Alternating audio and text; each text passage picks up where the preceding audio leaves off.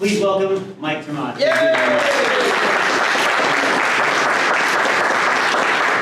apologize, you're not going to get those 2 minutes back, but that should be the low point of your day. And we're not going to be using the microphones for a variety of reasons, but you can hear me okay, right where you are. You can hear me, buddy? That's probably too bad. I'm probably going to say a couple things that piss you off today. So I'm sorry that you're going to have to put up with that. First things first, it is nice to be back in Georgia, of course. I've had nothing but wonderful experiences in Georgia, and I'm particularly grateful because of the reception that everyone has shown to me and Nancy. If you haven't met my wife, Nancy, please do so. She's the reason that I am able to do this, but she's also the reason that we're here. If you thought that I was here to show me off, that would be a calculated error now, wouldn't it?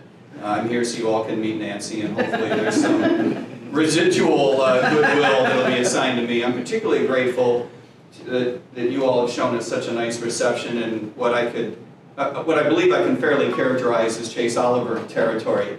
My team is not a big advocate of me going out of my way to say I'm a bit of a Chase Oliver fan, so apologies to my team. But I actually like Chase a lot, and so as you all know, it's our job these days to draw distinctions between the two of us, which seems kind of weird.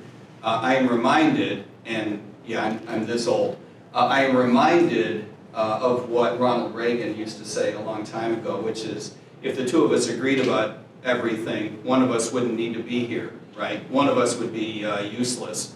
And so, you know, we do point out distinctions between me and Chase. And it is for you to remember that if I were like Chase in every single way, I would probably be the one who is useless, but at least I would be younger and better looking, right? So we will talk about some of the differences that I think are important, and we're going to talk about the campaign.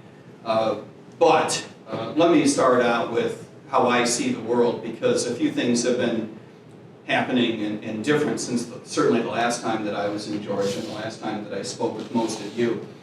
Importantly, it turns out to be true that your government took your money, and forcibly, I might add, and money from your neighbors and from your friends and other people around the state of Georgia and from around the United States, pooled it up with money that was taken by other governments from other people around the world, forcibly, I would say, to remind you.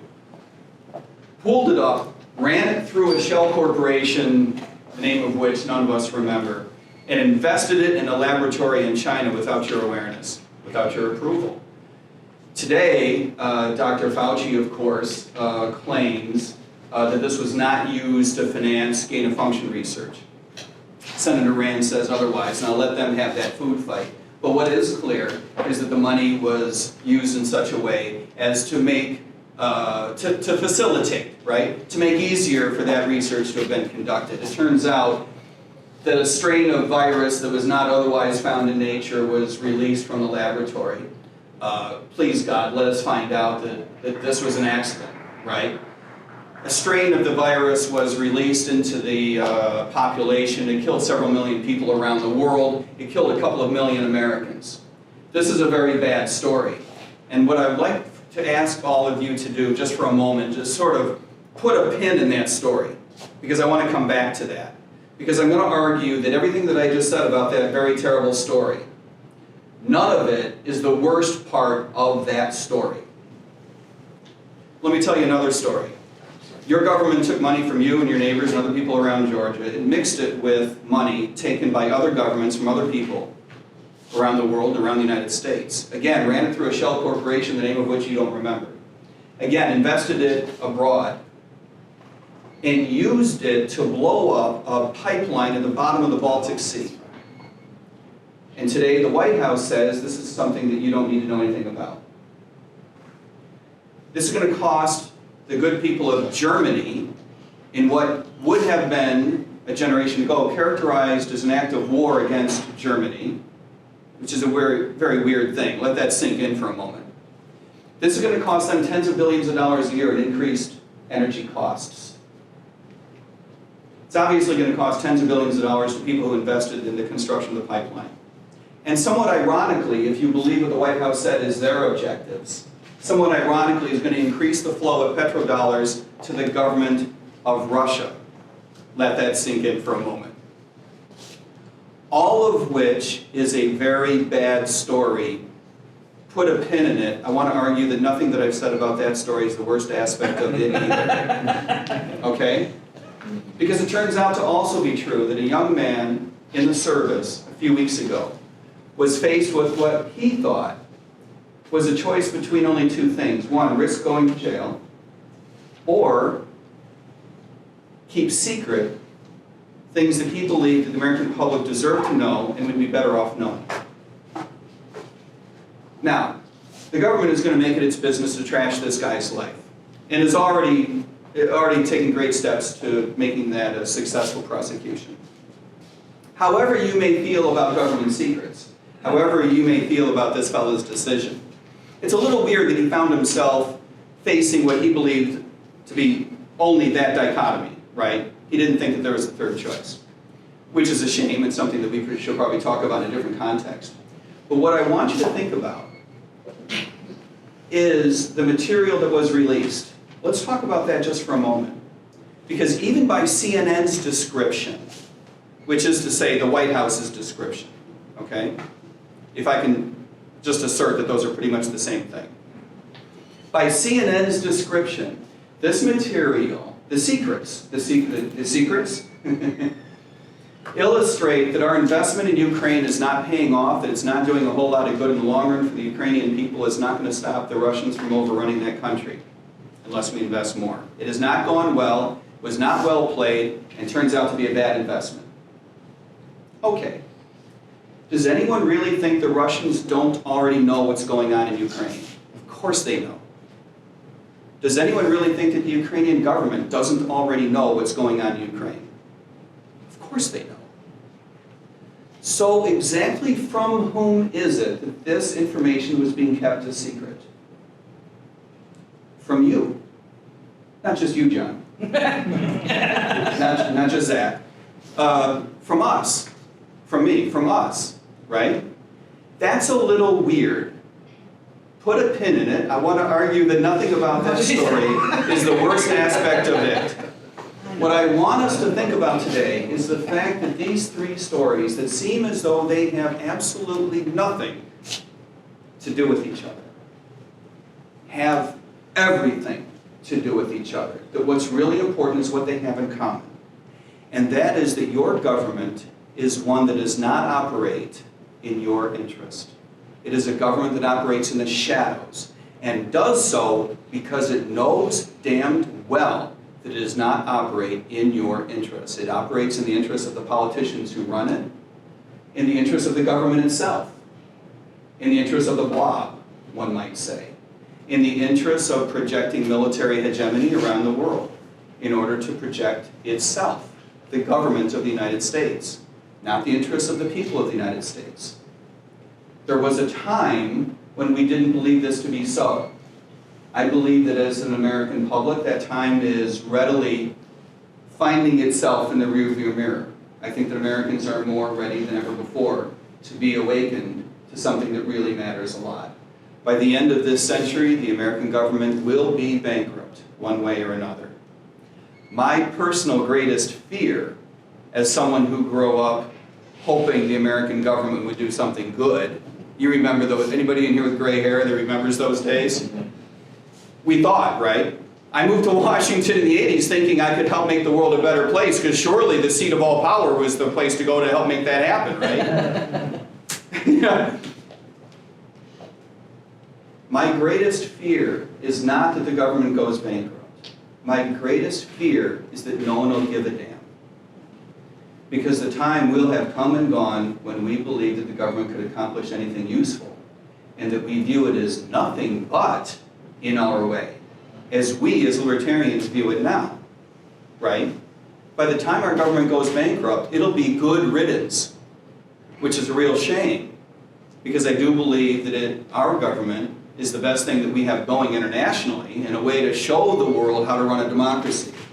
And make no mistake, it sucks. If this is the best thing that we have going internationally, we're in a lot of trouble, and we are. Chase and I spent a lot of time talking about the opportunity that we have in 2024. Because we do have a huge opportunity. I'd like to not talk about that today. To give it its 60-second due, let's talk about the opportunity real quick, if I can cram it into 1 minute, and that is, Democrats are sick of the Democratic Party, Republicans are sick of the Republican Party. Both parties have crappy leadership. Objectively speaking, not just as libertarians, but objectively speaking, their poll numbers stink. One's barely awake, one has no ethics, and vice versa. Okay? Just to throw a wrench into that analysis. Both teams have left in the dark what used to be their political agenda. Back in the day, you could find a Democrat, for example, who was anti-war. Not so today. Back in the day, you could find a Republican who was fiscally conservative. Not today. Neither one represents any sort of consistent philosophical agenda. Rather, what's their number one objective? Keep the other team out of power, right? This is where authoritarianism comes from in a democracy. In a democracy, and we always say, well, it couldn't happen here. It couldn't happen in the oldest, richest democratic institution in the world. It couldn't happen here. Well, that's the direction that we're moving. And it happens because politicians make you fear the other idiot more than you fear the loss of civil liberties, more than you fear the loss of a connection to your Constitution. That's where authoritarianism comes from. That's what creates such an opportunity for us, because that plays into our wheelhouse, right? So the worse the situation gets, the greater our opportunity, and that's not the only reason I don't want to talk about it. The reason I don't want to talk about it anymore is because for me, I believe that we have something that's actually more important than an opportunity. I believe that we have an obligation. We, as libertarians, we are the philosophical descendants of the people who founded this country. We are the philosophical descendants of the people who put together the Constitution, the Declaration of Independence, and did so for only one damn good reason, and that's to protect individual liberty. We all argue as historians about the other reasons the nation was formed and the other things the Constitution has to... It's all bullshit. Nobody came to North America for any reason other than individual liberty, and that's the truth. Are you going to hear that from a Republican? Are you going to hear that from a Democrat? Does anyone in this room actually believe that the Democrat is going to stand up for your First Amendment rights? For your Second Amendment rights? Does anyone know a Democrat who understands how the Fourth Amendment is supposed to work? Is there anyone who knows a Democrat who can spell 10th Amendment? It's not the case anymore. Does anyone trust that a Republican is going to stand up for fiscal conservatism or your individual rights, or stay out of your face when it comes to pursuing the lifestyle that lives to your expectations and not to anyone else's? These things don't happen. It's up to us. Consider how many people are at this convention. This is a good convention. We go to a lot of conventions, right? So we see the differences. This is a healthy, rambunctious... Yeah. By the way, you people are insane. Yes! And you know that. Yeah. Let's not lie to each other, right? But, having said that, multiply us by 50 for all the other conventions around the United States. That is not a big number. It's just not. It's time for each one of us to pick up a shovel, as Larry Sharp says, right? And what I'd like to add to that is not a small one. The kind of shovel you can wield, not the kind of shovel that you dig your own grave with, if I can draw a distinction between those two things. Because we've been picking up little shovels for a long time. For me and Nancy, this is our shovel, right? Everybody has their own thing, but you gotta do it. We've got to play our role. Let me talk to you about what I think our campaign's role is. And you see a couple of these guys wearing Mike Tremont hats. There are more important things these guys do than just wear the hats, by the way. I know it looks like that's their high watermark in terms of efficiency, but they actually get more done than that. We believe that we have to run the most professional campaign possible. We believe that we have to run a campaign that leads with policy, hard-edged policy. Not because we think that our job is to make ourselves look smarter than anybody else. That's not going to happen. Yeah. I have no intention of beating that dead horse, of even trying to let that horse out of the barn. Our objective has to be to draw a bright line distinction between us and the other parties. We can no longer be confused with Democrats and Republicans. We need to cleave a hard edge against Democrats and a hard edge against Republicans. Remember, our job is not to find common ground with Republican or Democratic politicians. Our job is to find common ground with Republican and Democratic voters. Most Americans have a libertarian leaning. But you need to give them a chance to find us, to identify that in us, to see that we have much in common with that libertarian element in each American voter, because it's there.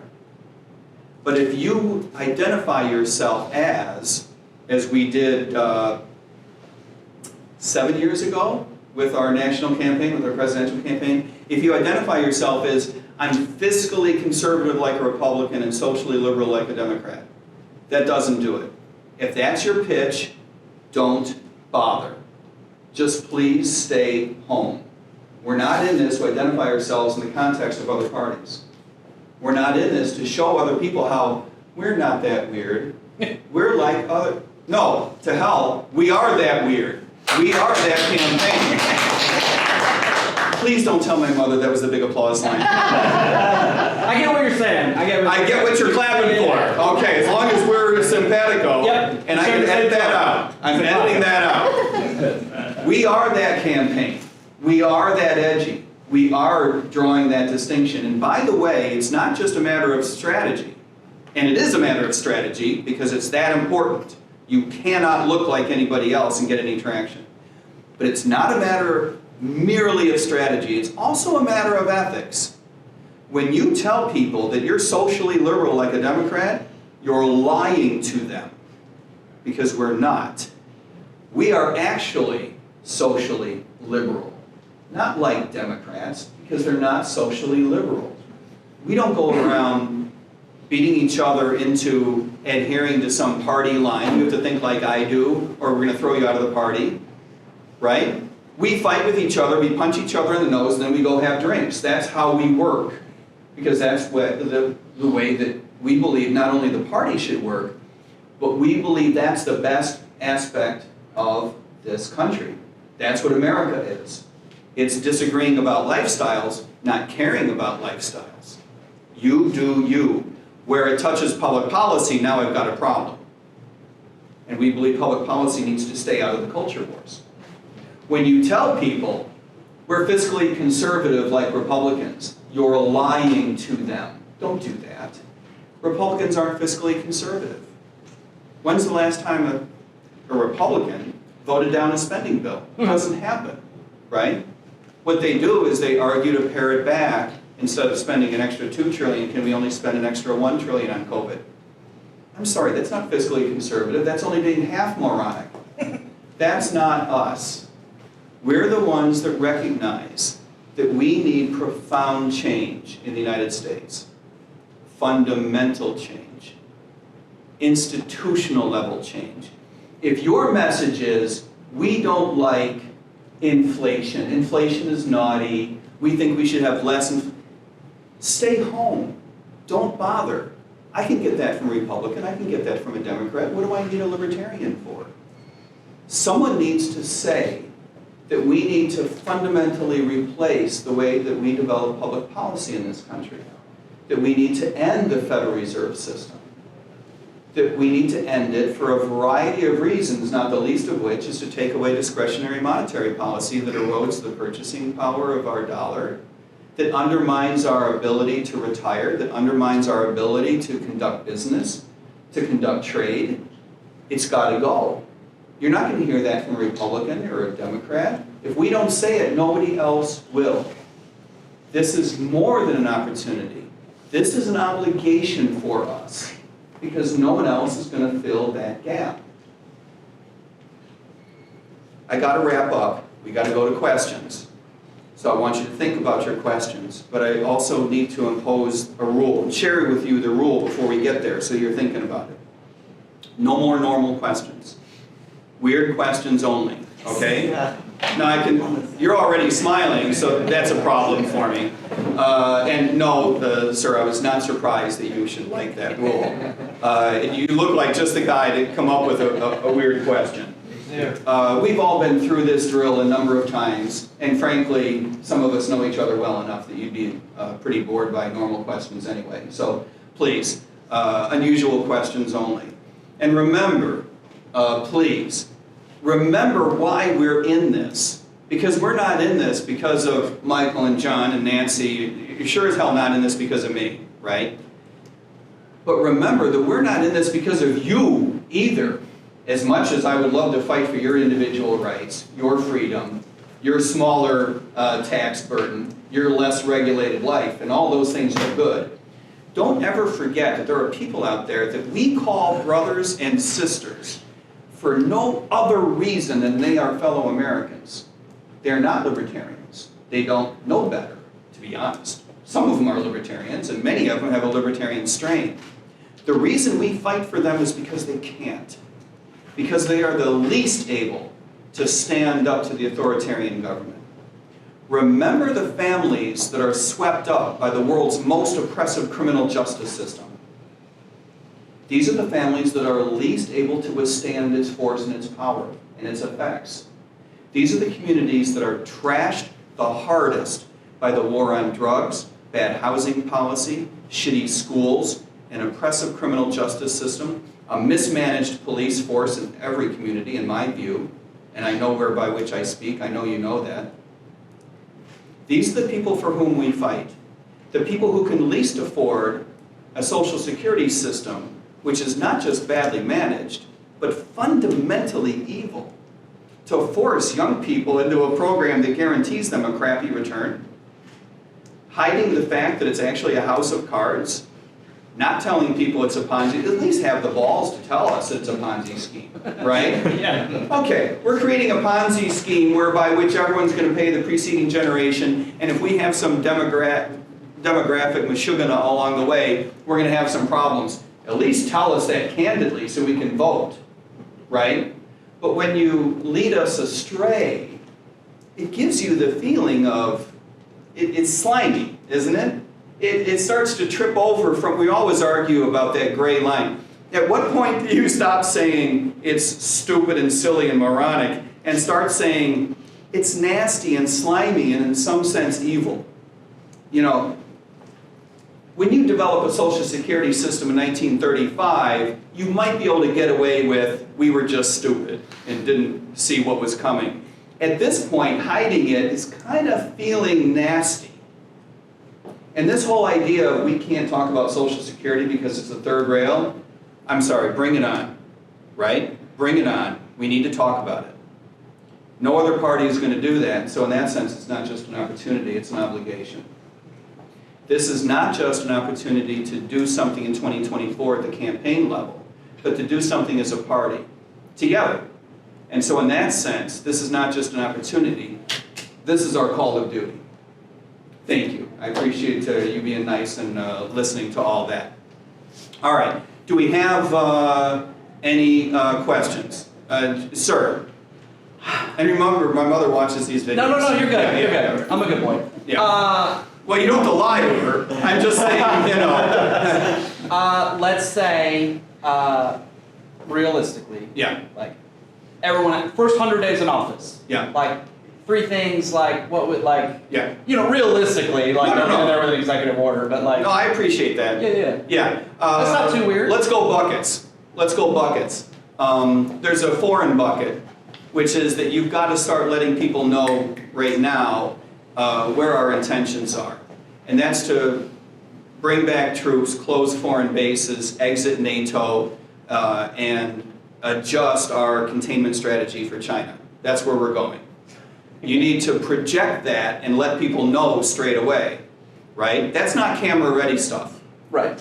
It's not camera-ready Sure, stuff. that's fair. That's what I want to know. Yeah, but it is phone call-ready stuff, right? You've got to let the heads of the European nations know it's time for you to start strategizing about how to spend more money in your military, or not, but that's your call, because we're not going to be your backstop anymore. We're not going to I'm not going to ask the American people to continue subsidizing your fear of the Russian military. Right? Now, if you fear the Russian military in 2023, there is something wrong with you, okay? But you do you, right? If you're Finland and you really believe that you're about to get overrun, I may disagree with you, but you do you. It's time for you to get ready for that, because we're not, we're not projecting power there. We're pulling out of Germany. We're not moving them to Finland. Right? We're pulling back to Camp Lejeune. There's a difference. The other bucket is the blob. Now, the blob, the bureaucracy, right? The bureaucracy, as anyone who's spent as unfortunate number of years in Washington as I have, knows that to sunset an agency is a Herculean task. But it can be done. But to get it done, like any program, you have to make it as irrelevant as possible first, so that it's politically as weak as possible. So, what you do is you have to appoint the most badass, edgy libertarians as possible to the agencies that you want to get rid of. Does that make sense? To hold back the spending and to shrink the programs and to get the programs out of the communities. Think of the Department of Education, for example, stopping those block grants. Right? The Department of Transportation, the Department of Energy, which has a nuclear element that you don't want to completely sunset right away, but that can go into the Defense Department. The rest of the Department of Energy you can get rid of. But you need people in there who are hardcore libertarians who can really withstand the criticism of, why is this program slowing down? Right? Those programs don't need to be reformed. They need to be ended. And so that means we're not looking for fiscally conservative Republicans to put into those slots. We're looking for people without any